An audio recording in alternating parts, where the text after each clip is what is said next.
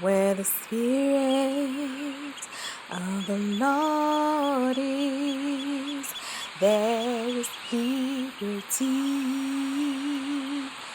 Where the Spirit of the Lord is, the captives are set free.